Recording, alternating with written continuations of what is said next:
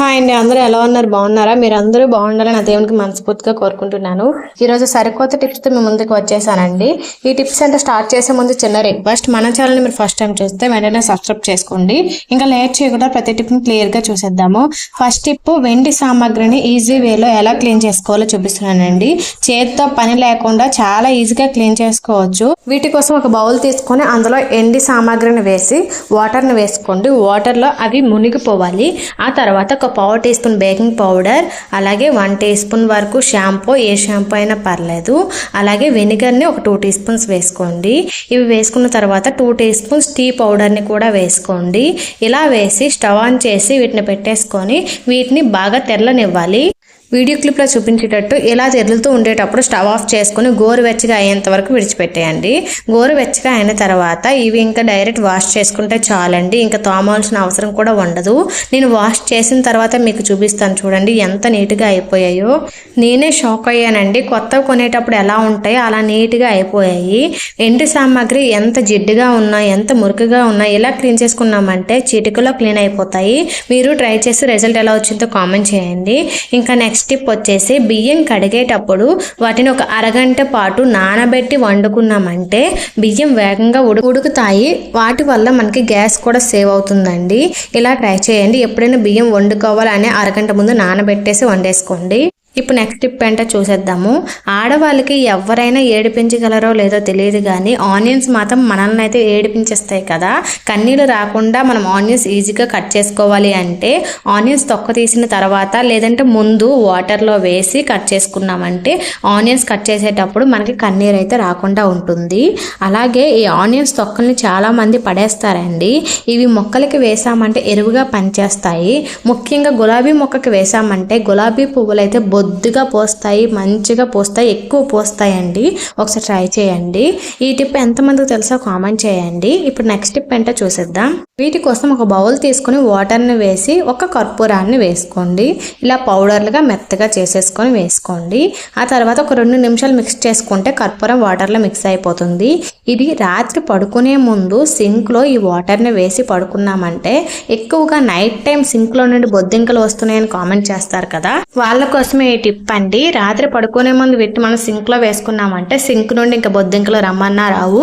అలాగే మార్నింగ్ లేచేసరికి మనకి సింక్ నుండి మంచి స్మెల్ అయితే వస్తుంది. ఇందులో మనం కర్పూరాన్ని వేసాం కాబట్టి ఆ స్మెల్ అయితే మంచిగా వస్తుంది.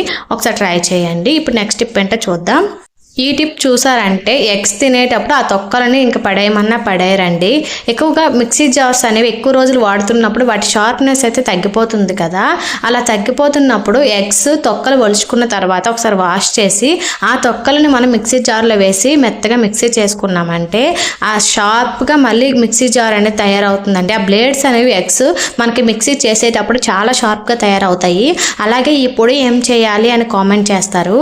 ఈ పొడిని మనం గులాబీ మొక్కకి వేసుకున్నామంటే పువ్వులు చాలా బొద్దిగా పోస్తాయండి. గులాబీ మొక్కకి ఎప్పుడైనా సరే గుడ్డు తొక్కలు, అలాగే ఆనియన్ తొక్కలు, అలాగే టీ పొడి, ఈ 3 వేస్తే పువ్వులు చాలా అందంగా మంచిగా పోస్తాయి. మా ఇంట్లో గులాబీ మొక్క లేదు అన్న వాళ్ళు ఏ మొక్క ఉన్నా పర్లేదండి, వీటిని ఎరువుగా మనం వేసుకోవచ్చు. ఇంకా నెక్స్ట్ టిప్ వచ్చేసి, సోప్ వాడిన తర్వాత ఆ డబ్బాని అయితే పడేస్తాం కదా, కాకపోతే ఆ డబ్బా మనకి మంచి స్మెల్ అయితే వస్తుంది. మరి అలాంటిది ఎందుకండి పడేయడం? వీటిని మనం బట్టలు ఉన్న షెల్ఫ్లో పెట్టుకున్నామంటే ఆ షెల్ఫ్ ఓపెన్ చేసేటప్పుడు మంచి సువాసన అయితే వస్తుంది. ఇప్పుడు నెక్స్ట్ టిప్ ఏంటో చూసేద్దాం. వీటి కోసం ఒక బౌల్ తీసుకుని ఏదైనా డిష్ వాష్ లిక్విడ్ అయితే వేసుకోండి. డిష్ వాష్ లిక్విడ్ లేకపోతే షాంపూని వేసుకోండి. ఇది కొద్దిగా వేసుకున్న తర్వాత ఇందులోనే ఒక 2 డ్రాప్స్ వరకు ఆయిల్ని అయితే వేసుకోండి. ఇది నా డబ్బా అయిపోయింది డిష్ వాష్ లిక్విడ్, అందుకే వాటర్ని వేసి మిక్స్ చేసి అయితే వేసుకున్నాను. ఇప్పుడు 2 డ్రాప్స్ ఆయిల్ వేసుకున్న తర్వాత వీటిని అయితే బాగా మిక్స్ చేయండి.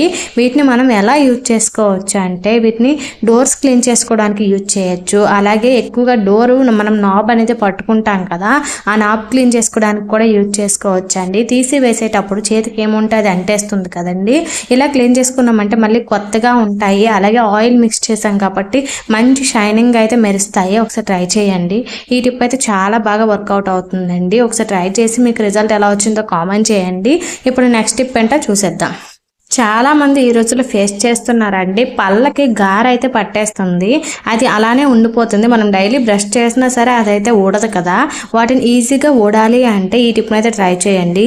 ఒక్క వారం ఇలా ట్రై చేశారంటే మీకు గార లేకుండా పళ్ళన్నీ క్లీన్గా అయిపోతాయండి. వీటి కోసం కొద్దిగా ఆయిల్, అలాగే కొబ్బరి నూనె, అలాగే చిటికెడు పసుపు, అలాగే పేస్ట్, ఈ 3 వేసి బాగా మిక్స్ చేసుకోండి. ఇలా మిక్స్ చేసుకున్న తర్వాత ఈ పేస్ట్తో మనం బ్రష్ చేసుకున్నామంటే 1 వీక్ చేశారంటే చాలండి, నీట్గా అయిపోతాయి పళ్ళు. ఒక్కసారి ట్రై చేయండి. ఇప్పుడు నెక్స్ట్ టిప్ చూసేద్దాము. వీటి కోసం వాటర్ని కొద్దిగా తీసుకొని ఇందులో డిష్ వాష్ లిక్విడ్ని కానీ లేదంటే షాంపూని కానీ వేసుకోండి. డిష్ వాష్ లిక్విడ్ ఉంటే డిష్ వాష్ లిక్విడ్ని వేసుకోండి, లేదంటే షాంపూ లేకపోతే సర్ఫ్ పౌడర్ని అయితే కొద్దిగా వేసుకోండి. ఇది వేసుకున్న తర్వాత ఇందులోనే ఒక కర్పూరాన్ని కూడా స్మాష్ చేసి వేసుకోండి. ఇలా వేసిన తర్వాత వీటిని బాగా మిక్స్ చేసి వీటిని మనం ఎలా క్లీన్ చేసుకోవచ్చు అంటే, వీటితో మనం కిచెన్ ప్లాట్ఫామ్, స్టవ్ క్లీన్ చేసుకున్నామంటే జిడ్డు మురికి ఉంటే సర్ఫ్ పౌడర్ అలాగే షాంపూ ఇలాంటివి వేస్తాం కాబట్టి జిడ్డు మురికి వదిలేస్తుంది. అలాగే కర్పూరం వేసాం కాబట్టి మంచి స్మెల్ వస్తుంది, అలాగే బొద్దింకలు రాకుండా ఉంటాయి. ఒక్కసారి ట్రై చేయండి. ఈజీగా క్లీన్ చేసుకోవాలి, వేగంగా పని అయిపోవాలి అంటే ఇలా చేసుకున్నామంటే నీట్గా క్లీన్ అయిపోతుంది. చూడడానికి కూడా చాలా అందంగా కనిపిస్తుందండి. కిచెన్ అనేది నీట్గా ఉంచుకుంటే ఆ హ్యాపీనెస్ వేరు కదా. ఎవరమైనా సరే కిచెన్ని నీట్గా ఉంచుకోవడానికే ప్రయత్నిస్తాము. క్లీన్ చేసిన తర్వాత చూపిస్తున్నాను చూడండి ఎంత నీట్గా అయిపోయిందో. ఇప్పుడు నెక్స్ట్ టిప్ ఏంటో చూసేద్దాము. ఇలాంటి రోల్స్ మనం ఏవైనా ఆర్డర్ పెట్టేటప్పుడు ఇంటికైతే వస్తాయి కదా, ఇవి మనం పనికిరావని పడేస్తాము. కానీ ఎక్కడికైనా బయటకు వెళ్ళేటప్పుడు సిజరు, నైఫ్ ఇలాంటివి అవసరం వచ్చేటప్పుడు వీటిని డైరెక్ట్గా బ్యాగ్లో వేసేసుకుండా ఇలా వేసేసుకున్నామంటే సిజరు, నైఫ్ స్టార్టింగ్ సూదిగా ఉంటుంది కాబట్టి బ్యాగ్ చిరగకుండా ఉండడానికి ఛాన్సెస్ అయితే ఉంటాయి. ఒకసారి ట్రై చేయండి. ఈ టిప్ ఎలా ఉందో కామెంట్ చేయండి. ఇప్పుడు నెక్స్ట్ టిప్ అంటే చూసేద్దాము. పిన్నేసులు అనేవి ఆడవాళ్ళకి ముఖ్యంగా కావాల్సినవి కదండి. ఎక్కడికైనా వెళ్ళేటప్పుడు రెడీ అవ్వాలంటే పిన్నేసులు అయితే ఉండాలి. అయితే ఇవి నార్మల్గా పెట్టేస్తే ఒక్కొక్కసారి దొరకవు, సైజ్ చిన్నవి పెద్దవి ఉంటాయి కాబట్టి సమయానికి దొరకవు కదా.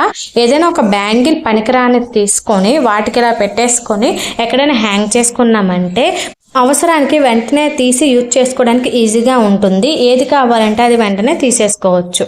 ఈ టిప్ ఎలా ఉందో కామెంట్ చేయండి. ఇప్పుడు నెక్స్ట్ టిప్ ఏంటో చూసేద్దాము.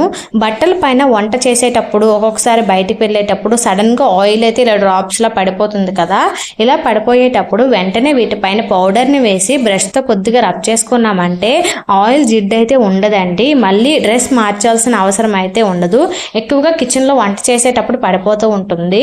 అలా అంటప్పుడు ఇలా పౌడర్ని వేసి జస్ట్ రబ్ చేసుకున్నామంటే మళ్ళీ ఆయిల్ కనిపించకుండా ఉంటుంది, డ్రెస్ చేంజ్ చేయాల్సిన అవసరం అయితే ఉండదు.